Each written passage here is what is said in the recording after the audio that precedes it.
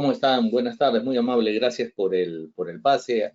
Antes de empezar, las disculpas del caso a todos los participantes. Lamentablemente el día de hoy me habían solicitado emitir un certificado de salud y yo estuve tempranito, desde las 7 de la mañana, y recién me atendieron más o menos como a las 9:30, 10 de la mañana. Lamentablemente yo quise, digamos, terminar temprano para regresar y cumplir el horario, pero lamentablemente no se pudo. Las disculpas del caso, no ha sido mi intención. No me gusta dejar en el aire y faltar a mis compromisos, pero fue un imponderable que lamentablemente no pude, por más que quise adelantarlo, no he podido. Así que las disculpas nuevamente del caso. El día de mañana, de todas maneras, va a haber sesión. No tengo nada para el día de mañana. Entonces, de todas maneras, a la misma hora, sí, vamos a tener sesión. De todas maneras, sí o sí, en el horario que teníamos ya determinado desde antes. Entonces, nuevamente la disculpa del caso, no ha sido mi intención, ¿ya? Así que vamos a continuar el día de hoy con el tema que nos ocupa sobre los derechos reales, inmobiliario registral, y ahora nos toca revisar, ¿no? Ya estamos casi para terminar, ya falta 3 sesiones nada más, esta y 2 más. Vamos a hablar sobre el procedimiento registral, ¿no? En la parte que nos corresponde, la sesión número 10, vamos a hablar del procedimiento registral, el procedimiento de inscripción, etapas, plazos, el tema del registrador público, características, funciones, obligaciones y el tribunal registral. El día de mañana vamos a hablar sobre el notario y en la última sesión vamos a hablar sobre la jurisprudencia registral, ¿no? Entonces, vamos de frente a lo que nos toca, hablar del procedimiento registral. ¿Qué es el procedimiento registral, no? Sí. ¿Qué es el procedimiento? Déjenme, voy a cerrar algo que tengo aquí. Sí, listo. Ya está, ya está. ¿Qué es el procedimiento registral? Bueno, según lo que dice 10 Picasso, dice es un proceso constituido por una serie de actividades que son llevadas a cabo desde que una persona pretende o solicita la práctica de una inscripción hasta el momento en que el funcionario encargado del registro emite una decisión sobre esta pretensión. El proceso registral o el procedimiento registral propiamente es el cumplimiento de una serie de pasos, de pasos debidamente estructurados, que más o menos ya lo habíamos conversado cuando hablábamos de los principios registrales, pero que ahora sí lo vamos a desarrollar, bueno, paso por paso, conocer algunos conceptos, algunos términos, algo que tiene que ver con el procedimiento para que ustedes sepan, ¿no?, en cómo va el desarrollo, cómo implica el desarrollo registral, puesto que la finalidad del registro es lograr la inscripción. O sea, tampoco no piensen de que el registro no quiere eso, no, al registro le importa, le interesa la inscripción. El problema es que no cualquier acto ingresa al registro. Nuestro registro no es como en algún momento conversábamos, ¿no?, sobre el registro francés, ¿no?, o el registro alemán, ¿no?, de copia y pega, ¿no? O sea, ¿no?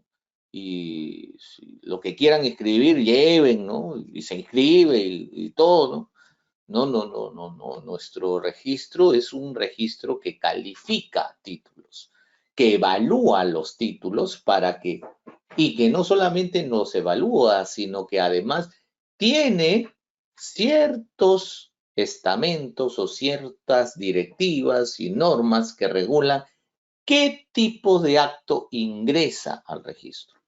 Usualmente los actos que se llevan al registro son actos que el Estado considera que son necesarios para garantizar el correcto desarrollo de la sociedad o para garantizar la seguridad jurídica en las transacciones que realicen las personas, para proteger derechos, para reconocerlos, para oponerlos ante terceros, ¿no? Eso es lo que principalmente busca el registro. Entonces, como lo repito, no cualquier tema ingresa al registro, no cualquier acto ingresa al registro. Entonces, por eso es que hay normas que regulan, por ejemplo, el registro de predios, el registro de personas jurídicas, ¿no? Registro de bienes muebles, todo lo que hemos conversado en la sesión anterior, ¿no? Por eso dice que en sentido amplio comprende también los recursos que pueden articularse contra la decisión del registrador. Es rigurosamente un procedimiento, porque está conformado o formado por una sucesión de actos y trámites jurídicamente regulados. Eso es cierto. Jurídicamente está regulado absolutamente todo el proceso registral, absolutamente todo. ¿Dónde está regulado? En el TUO del Reglamento General de Registros Públicos. Si quieren la norma, es la resolución nacional, la resolución del Superintendente Nacional de los Registros Públicos, 126-2012, SUNAR, publicada el 19 de mayo del año 2012, que está vigente a la fecha, ¿no? ¿Cuáles son las características del procedimiento? Sí, a ver, mi estimada Juana, ¿cómo estás? Buenas tardes. Lo que sucede sobre el criterio del registrador que vamos a conversar, ¿no? No es que piensen diferente, sino que, como todo en el derecho, es debatible, ¿no? Sin embargo, yo sí, no voy a negarlo, de que puede ser que el registrador interprete la norma de una forma y otro registrador la interprete de otra, ¿no? Eso no significa necesariamente una opinión distinta. Lo que pasa es que para su criterio, la interpretación que ellos toman no es congruente. Y te diré, ¿no? Yo con colegas a veces discuto sobre la forma en cómo interpreto yo un determinada norma legal, ¿no? Sin embargo, la idea es llegar a resolver el punto, ¿no? De eso vamos a conversar cuando hablemos de los registradores. Primero, característica del procedimiento. Es una condición no contenciosa. La naturaleza no contenciosa significa que aquí no hay pelea, ¿ya? Acá no hay pelea en el sentido de que nadie busca un derecho o pelear o decir, este derecho es mejor que el mío, o no pretende que el registrador resuelva una controversia. No, el proceso registral no resuelve controversias. El procedimiento registral por su naturaleza no es contencioso, por lo tanto, no resuelve problemas. Lo único que hace es cumplir con revisar determinados actos, adecuarlos, ¿no? Y realizar y cumplir estrictamente lo que corresponde a las obligaciones del registrador, que ahora lo vamos a ver al momento de la calificación registral, y sobre eso lograr la inscripción. Es por eso de que no es un procedimiento administrativo propiamente, ¿no? Se le llama procedimiento administrativo especial, porque si bien es cierto, se basa en normas administrativas, no utiliza todas las normas administrativas y tiene su propia regulación. ¿Cuál es su propia regulación? El texto único ordenado del reglamento de registros públicos, ¿no? Hay normas del derecho administrativo general, sí, hay normas, pero la base son sus propias directivas o sus propias regulaciones, ¿no? La finalidad es la inscripción. El registro tiene la finalidad, y eso lo dice el artículo 31 del reglamento, cuando dice que la calificación registral y la evaluación integran los títulos presentados al registro que tienen por objeto determinar la procedencia de su inscripción, ¿no? En el marco de la calificación registral, el registrador y el tribunal registral propiciarán y facilitarán las inscripciones de los títulos ingresados en el registro. Fíjense, propiciarán y facilitarán. Entonces, no es que el registrador busque impedir que ingrese, no, quiere que ingrese el título. Y para eso, para lograr el ingreso, necesita que usted cumpla con determinadas condiciones. Y si él nota o determina que el título no cuenta con ellas, entonces le va a requerir que lo subsane o que lo adecue o que agregue o que complemente con la finalidad de lograr la inscripción. En algún momento se dijo que por ser naturaleza no contenciosa, el proceso registral no cabe ni apersonamientos de terceros ni oposición. Y en su momento fue así. Lamentablemente, o bueno, no lamentablemente, podríamos decir por disposiciones y por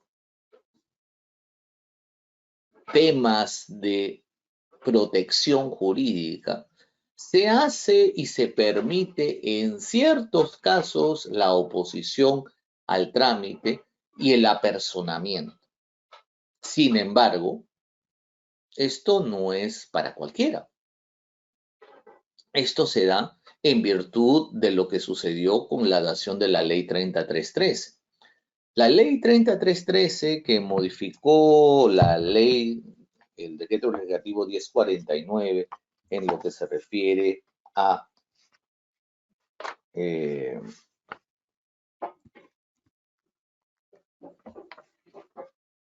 actos presentados o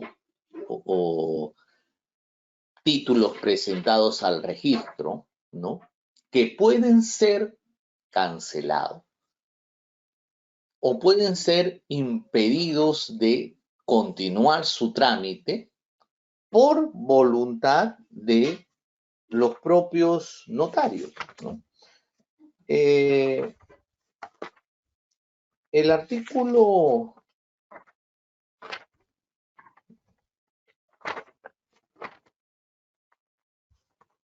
déjeme ver para decirle, la quinta y sexta disposición complementada transitoria final del decreto legislativo 1049, que es la ley del notariado, estableció casos en los cuales es posible que el notario pueda impedir, ¿no? Y presentarse, ¿no? Cuando hay un problema de suplantación o de suplantación de identidad o de falsificación de documentos. Entonces, digamos, si hay un título que se está presentando al registro, antes de la dación de la ley 3313, el título no podría ser impedido de continuar su desarrollo hasta lograr su inscripción. Nadie podía impedirlo, absolutamente nadie. Ahora sí se puede. Ahora sí es posible que el notario, habiéndose enterado, ¿no? Lo que dicen los notarios, habiéndose enterado de esta posible suplantación o de este posible trámite de inscripción de un título con documentos falsos, pueda solicitar apersonarse e impedir que se inscriba. Entonces, de ahí sale el tema de la supuesta oposición o impedimento de apersonamiento en un proceso registral. Ahora sí se puede.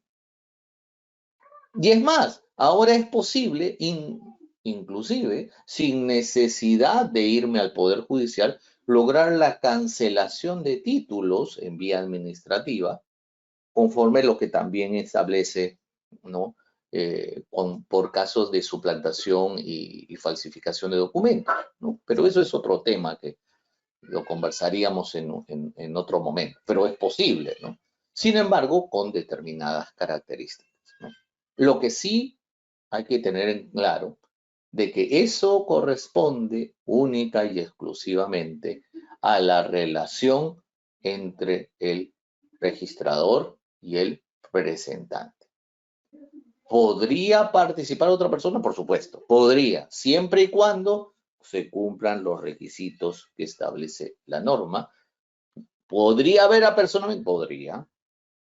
¿Podría haber una oposición al trámite? Podría, siempre y cuando esté determinado y se cumpla con los requisitos que establece la ley. De lo contrario, la relación es únicamente entre el registrador y el solicitante. Y sobre el solicitante, también hay un tema, puesto que, acuérdense cuando conversábamos de derogación, tiene que ser alguien que sea considerado tercero interesado. Y el tercero interesado no es cualquiera. Yo les había comentado que los terceros interesados son el notario, por su propio derecho, los otorgantes del título y un tercero autorizado que puede ser alguna persona que ha sido autorizada por el notario para realizar la inscripción. Y eso lo establece la séptima disposición complementaria transitoria y final también de la ley de notario, ¿no?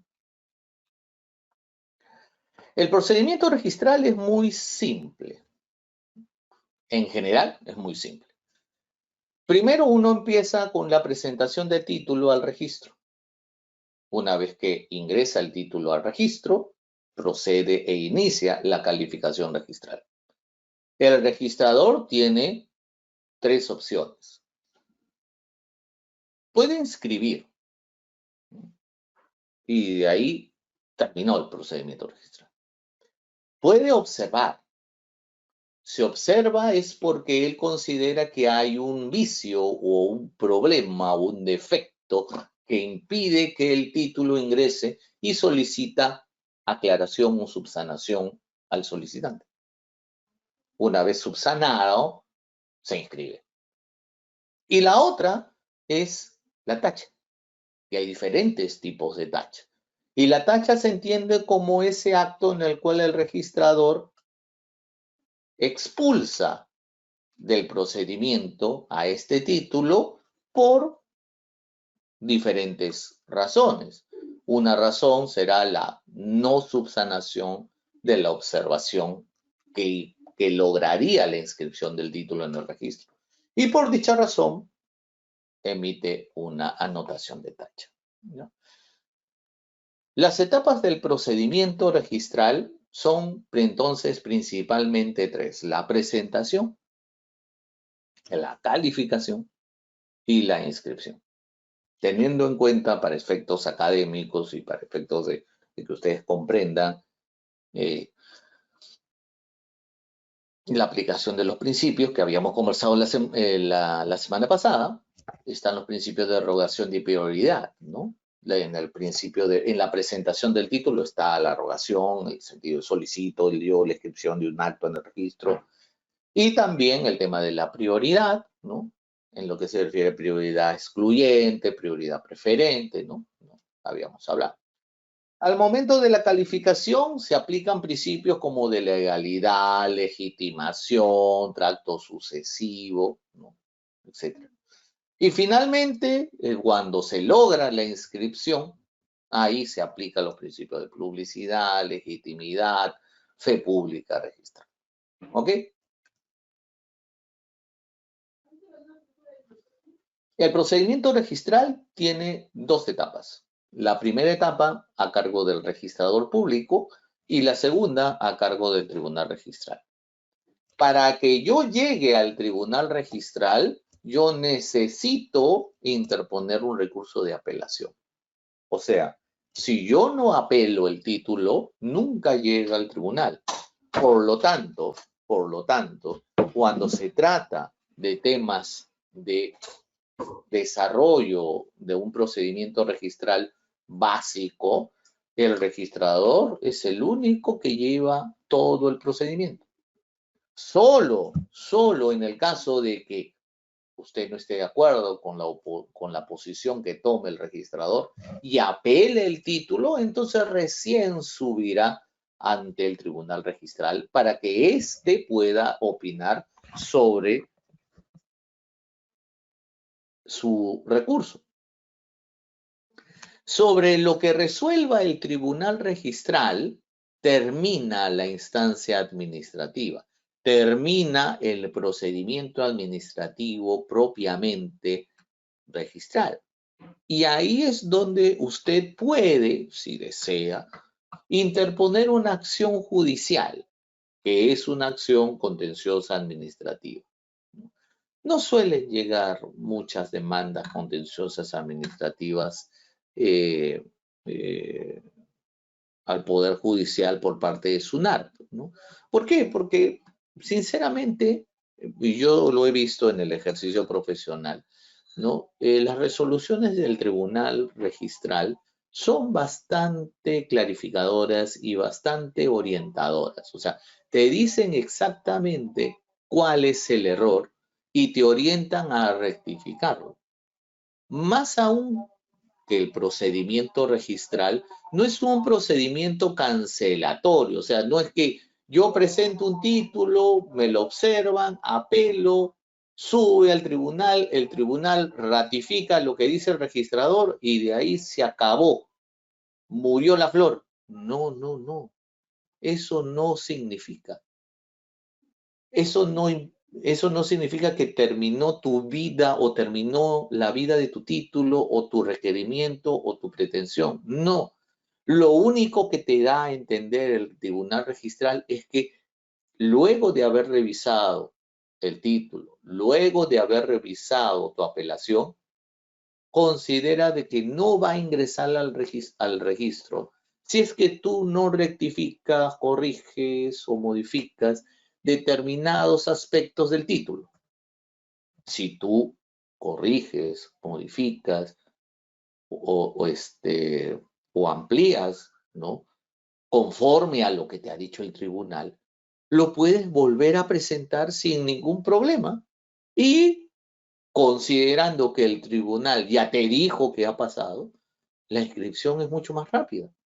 ¿Por qué? Porque ya tienes un pronunciamiento que no necesariamente tiene que ser vinculante para todo título que se presente, pero que para ti sí te sirve, a ti sí te ayuda.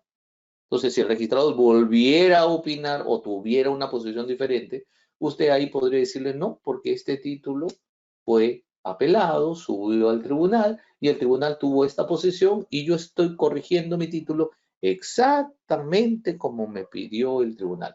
Por lo tanto, usted, señor registrador, no tiene por qué volver a observarlo. Salvo, y eso lo vamos a ver después, salvo que entre el intervalo entre que usted obtuvo la solución del tribunal y volvió a presentar el título al registro, hubo un cambio o una alteración en los antecedentes registrales que no estaban o que no existían antes de la presentación, de la nueva presentación del título, ¿no? Entonces, vamos a ver, presentación de la inscripción registral, o sea, la presentación o el inicio del procedimiento registral.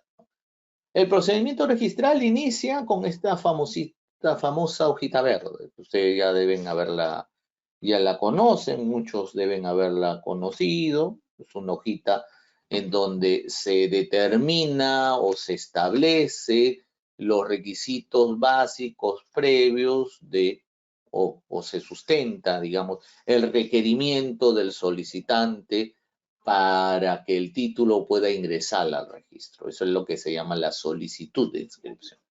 La solicitud de inscripción de título, ¿no?, contiene ciertos datos que son digamos, básicos, mínimos, ¿no? Y que permiten al registrador tener una idea general, ¿no?, del título que se le presenta. Este documento es firmado por el presentante, que se identifica con sus nombres generales de ley, ¿no?, teléfono, celular, domicilio, correo electrónico, ¿no?, y con los datos que corresponden al título, materia de inscripción, ¿no?, y con el pago correspondiente por la calificación o por la preliquidación que se haga del título, ¿no? Ahora se acostumbra a hacer preliquidación, antes no se acostumbraba, ¿no? Antes usted podía presentarlo sin pagar absolutamente nada. Ahora sí piden, ¿no?, un pago mínimo, ¿no? O sea, hacen una preliquidación, usted puede pagar el mínimo y el saldo, digamos, condicionado a la inscripción, ¿no? Hay algunos que pagan completo, eso ya dependerá de cada uno, ¿no? Lo que sí está prohibido rechazar de plano una solicitud que no se acompañe de documentación o no se abonen los derechos registrales. Eso no puede rechazarse. Se observará, ¿no?, con la finalidad que usted pague, pero no se va a rechazar. ¿Qué títulos ingresan al registro? O sea, ¿con qué yo puedo solicitar la calificación registral o con qué puedo yo iniciar el procedimiento? Lo realizo con los llamados títulos que están regulados en el artículo 7 del TUO. El TUO determina qué se llama título, ¿no? Y dice que título se entiende al documento o documentos en que se fundamenta inmediata y directamente el derecho o acto inscribible y que por sí solos acreditan fehacientemente e indubitablemente la existencia, ¿no? Son documentos que permiten garantizar el derecho o determinar o acreditar, fundamentar, como dice la norma, este derecho que va a ser inscrito en el registro, ¿ya? ¿Qué tipos de documentos se consideran títulos? Primero, los instrumentos públicos, partes notariales principalmente, pero también pueden ser partes o documentos emitidos por funcionarios, como son un funcionario público, de repente un cónsul, de repente un juez, ¿verdad? Todo lo que emita, ellos se consideran documentos en ejercicio de su función, sobre todo, se consideran instrumentos públicos. ¿Puede haber instrumentos privados? Sí, pueden haber documentos privados con firmas legalizadas que puedan lograr la inscripción. Sin embargo, no es cualquiera, no cualquier título, digamos, con firma legalizada se ingresa y se considera como un título que va a dar origen a una inscripción, ¿no? Por ejemplo, la vez pasada estaba escuchando una conferencia de un notario en, en ICA, ¿no? Y en ICA, por ejemplo, se inscriben asociaciones de base. Son asociaciones de personas, ¿no?, que buscan, pues, tener una personalidad jurídica ante una municipalidad, ¿no? Y estas asociaciones de base, ¿no?, se inscriben en virtud de su acta fundacional con firmas legalizadas, ¿no? Entonces, oye, total, no que todo se ingresa por instrumento público, no, en este caso sí se le permite. Y hay otras más, pero siempre y cuando esté determinado por la ley. Y finalmente, documentos otorgados en el extranjero que pueden dar mérito a una inscripción. Un ejemplo clásico es los poderes otorgados en el extranjero. O sea, yo puedo dar un poder, digamos, yo otorgo un poder en España a una persona ante un consulado de repente español, ¿no? Y ese documento emitido por este notario español puede venir acá al Perú, ¿no? Y si cumple con determinados requisitos, puede inscribirse el poder. no necesariamente del cónsul peruano, que hace labor notarial en el extranjero, sino del notario español. El documento emitido por este notario español puede ingresar al registro siempre y cuando cumpla con los requisitos que el propio registro te asigna. ¿Ok?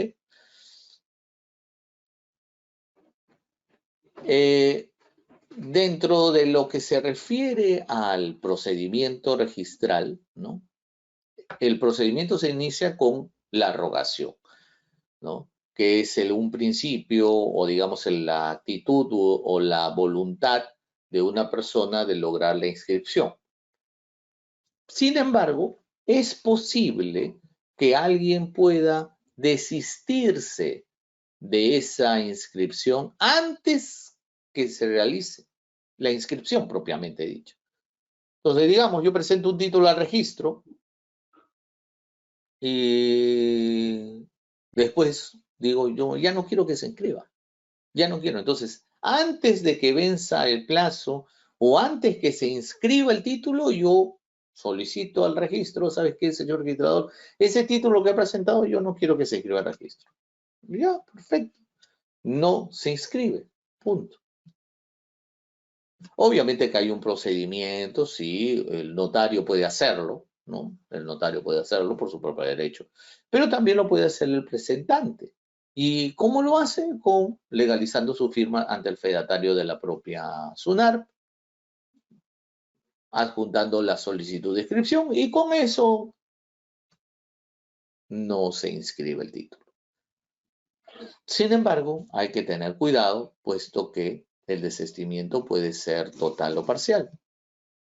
Total, si es que yo quiero que no se escriba nada, no se escriba todo el título, y parcial cuando yo necesito que no se inscriba ciertos aspectos del título. Digamos, por ejemplo, yo presenté un título donde estaba una compraventa, una hipoteca, un arrendamiento y un levantamiento de hipoteca. ¿Ya? Y yo no quiero que se inscriba el arrendamiento. No quiero. ¿No? Muy bien, entonces yo puedo solicitar el desistimiento parcial del rogatorio.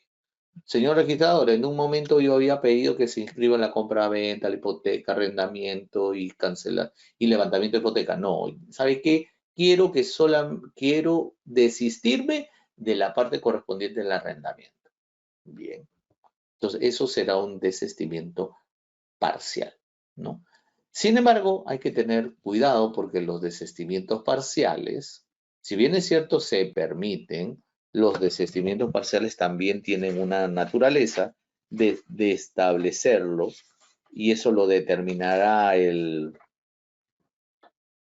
digamos, lo determinará el registrador si es que él considera que es posible la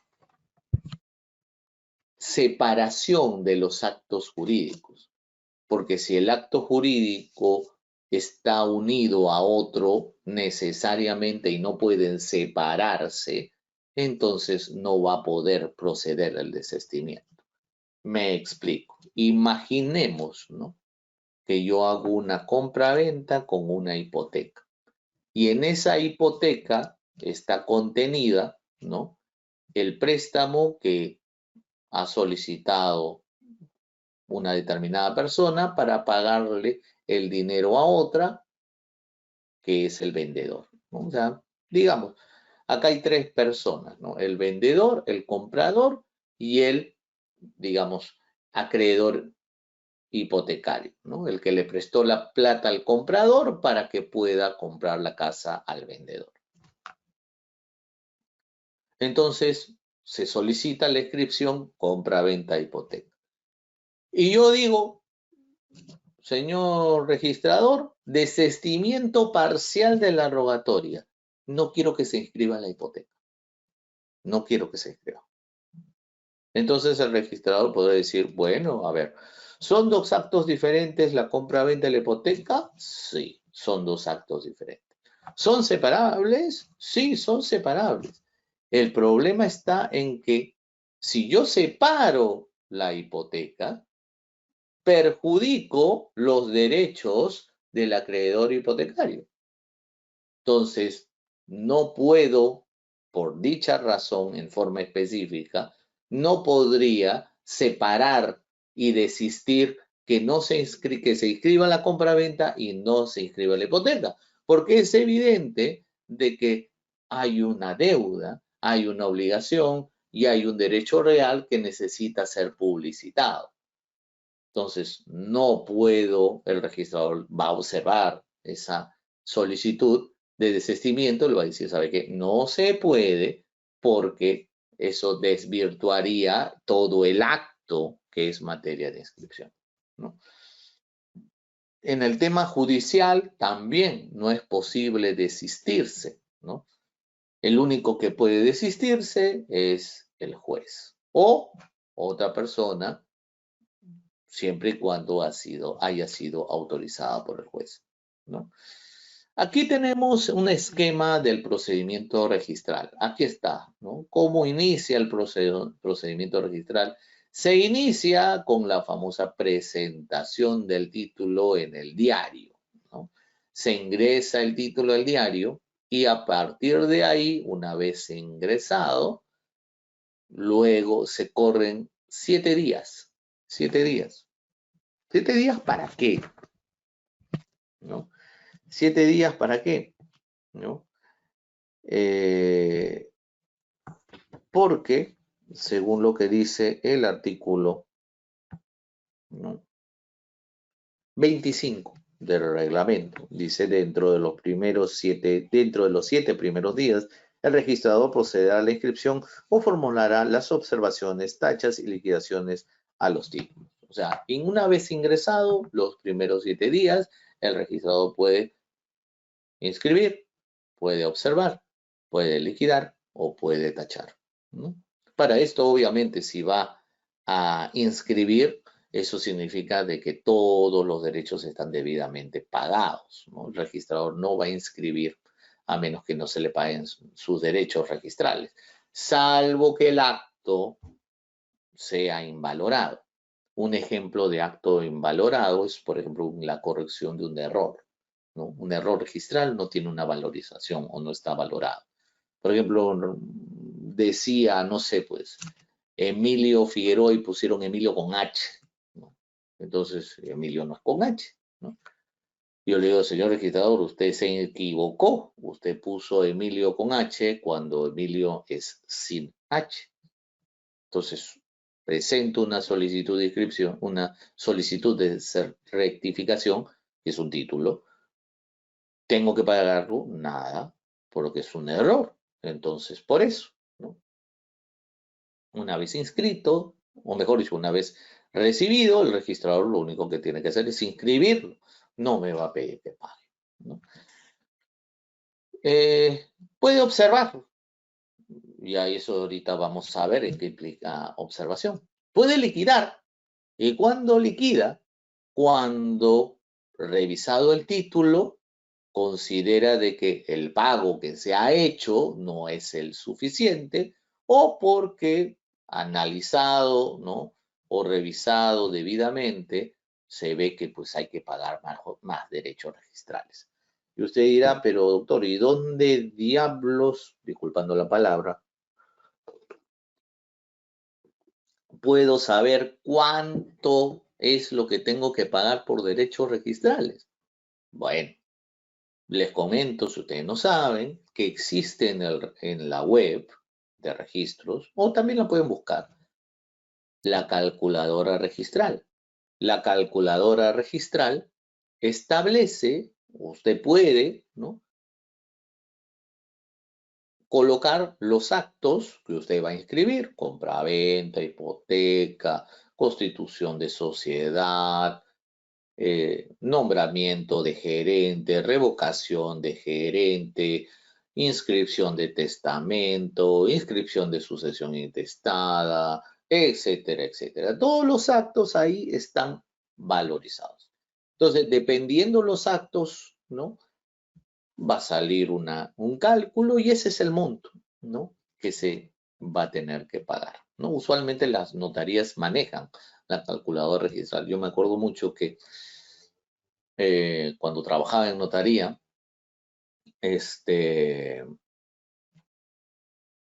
no existía ese programita, ¿no? Yo tenía que solicitarle al registro que me entregara un CD, ¿no? Donde estaba la calculadora, el programita, ¿no? Y ese programita lo tenía que cargar en la computadora porque antes no se descargaban los programas. Tampoco soy tan viejo, pero antes no se descargaban los programas, ¿no? Entonces los programas se entregaban en un CD, usted lo cargaba en su computadora y con eso utilizaba, ¿no? En el TUPA no están los valores a pagar, por supuesto, en el TUPA también están los valores, ¿no? Pero, digamos, mi estimada Rocío, si usted te quiere guiar por el TUPA, no hay ningún problema, ¿no? Pero lo que aparece en el TUPA propiamente es el porcentaje de la UIT, ¿no? En cambio, en la calculadora registral sí te lo dicen en forma precisa, o sea, por compra-venta, ¿cuánto se paga? Tanto. Por hipoteca, ¿cuánto se paga? Tanto. Por arrendamiento, ¿cuánto se paga? Tanto. Entonces tú sumas, ¿no? Llenas todo, tal, y aparece, ¿no? Es cuestión de gustos. O sea, si quieres revisar el TUPA, adelante, ¿no? No hay ningún problema. Luego de los 7 días, si observa, ahí recién inicia el plazo del asiento de presentación. El asiento de presentación tiene un plazo de 35 días prorrogables a 30 días más, ¿no? Esa prórroga del asiento de presentación puede ser una prórroga automática o puede ser una prórroga, digamos, basada por la naturaleza del título, ¿no? Por la complejidad, ¿no? Lo que dice el artículo 27, dice, el plazo de vigencia del asiento de presentación puede ser prorrogado hasta por 25 días adicionales, ¿no? Y eso establecerá, dice el gerente registral o el gerente de área, mediante resolución motivada en causas objetivas y extraordinarias debidamente acreditadas, puede prorrogar de oficio y con carácter general la vigencia del asiento de presentación hasta por 60 días adicionales. Eso es lo que dice, ¿no? Hay prórroga automática, que es el artículo 28, que dice cuando se imponga recurso de apelación o cuando se formule observación al título o liquidación por mayor derecho y el título requiera informe catastral por un máximo previsto en el primer párrafo del artículo 27. O sea, 35 días adicionales más 25 días adicionales. Y en realidad son 60, ¿no? Da 60. ¿Ya? Lo que usualmente siempre pasa es la prórroga automática, ¿no? Eso es algo que es muy útil, ¿no? Para que usted tenga más plazo para corregir cualquier error o cualquier condición que tenga el título.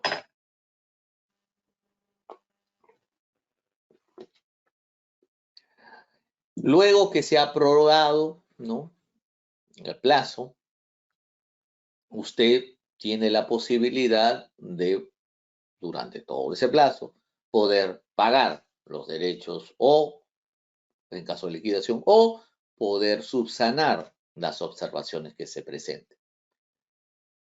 Hay que tener mucho cuidado puesto que el registro, si bien es cierto, tiene un plazo y le ha dado un plazo de 60 días, no es que usted tenga exactamente los 60 días para poder subsanar y para poder pagar, ¿no?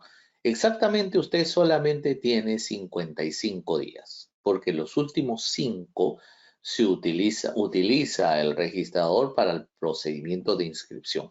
Por lo tanto, el último día, ¿no?, es para el vencimiento, o mejor dicho, el último día para la subsanación de las observaciones o para el pago de la liquidación de los derechos registrales, son 5 días antes del vencimiento. Eso lo dice el artículo 25, también en su último párrafo.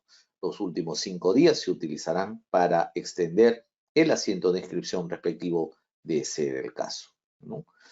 Y también te lo dice, ¿no? Se admitirá la subsanación o el pago del mayor derecho hasta el sexto día anterior al vencimiento de la vigencia del asiento. Entonces, tengan cuidado, no significa que tengan ustedes 60 días exactamente, ¿no? No cometan el error de, como hacen mis alumnos, ¿no? A última hora quieren presentar su examen, ¿no? Y se les cierra el sistema. Y después me echan la culpa, profe, ¿por qué se cerró el sistema?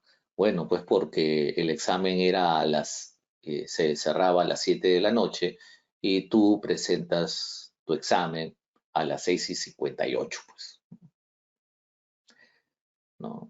Y mientras que carga, mientras que sube, bueno, se cerró el sistema, ¿no? Exactamente pasa lo mismo acá, ¿no? O sea, si usted presenta o si usted pretende subsanar un título, va a tener que hacerlo en el día 6 como máximo. 6 antes, ¿no? De que se venza. Acá yo le decía, acá sobre la prórroga, ¿no? O sea, ¿cómo se entiende la prórroga, ¿no? La prórroga automática, como le comentaba, el artículo 25 genera la vigencia del asiento de presentación, que establece 35 días, pero se puede prorrogar hasta 60, ¿no? 25 días adicionales por diversas causas, ¿no? Dentro de las causas que ya les había comentado, ¿no? Están, ¿no? La posibilidad, ¿no? De recurso de apelación, ¿no? Observaciones o liquidación o se requiera de informe catastral. Eso es lo que dice el artículo 28, ¿no?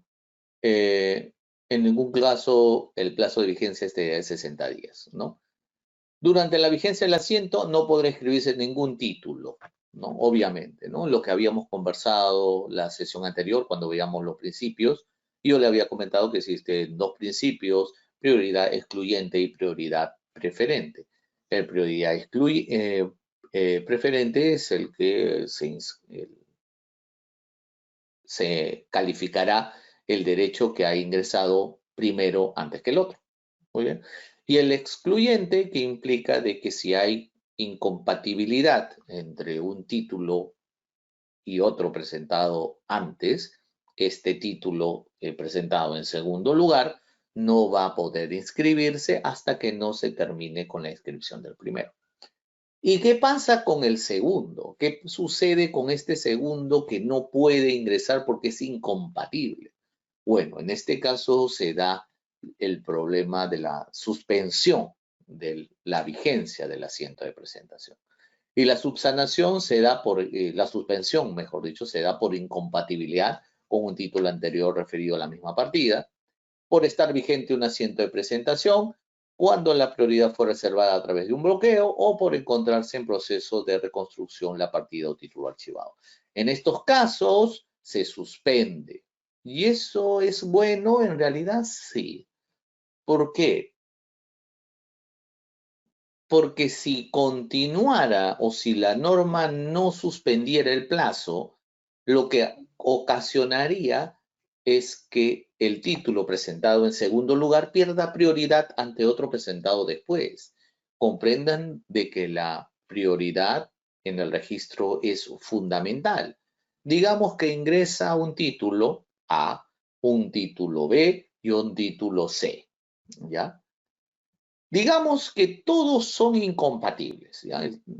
El título B y el título C. El título A está en trámite de inscripción primero, ingreso primero, por lo menos está en calificación, ¿ya? Si no se suspendiera el plazo de la vigencia del asiento de presentación del título B, ¿qué sucedería? Podría el título B ser expulsado del registro y el título C entrar y cambiar y quitar o perjudicar los derechos que ya había ganado B cuando ingresó en segundo lugar. Entonces, para evitar problemas y para garantizar la prioridad, ¿Qué es lo que hace el registro? Suspendo el asiento de presentación. Muy bien. Mientras que todavía se está inscribiendo el título A, ¿ya? El título B, suspendido. Y el título C, también. Cuando se inscriba o se tache el título A, recobra vigencia el título B. ¿Y el título C qué pasa? Bueno, el título C tendrá que esperar hasta que se califique el título B, se escriba o se observe o se tache. Una vez que ya se resuelva el título B, recién se levanta la subsanación, la suspensión del título C y ingresa al registro para su calificación, ¿no? Ese es el sentido. La calificación registral, por su naturaleza, conforme a lo que dice el artículo 31, es una calificación integral. Y ahí sí quiero que tengan bastante. Hay un pequeño temblor. Un momentito. Voy a ver a mi hija y ahorita regreso.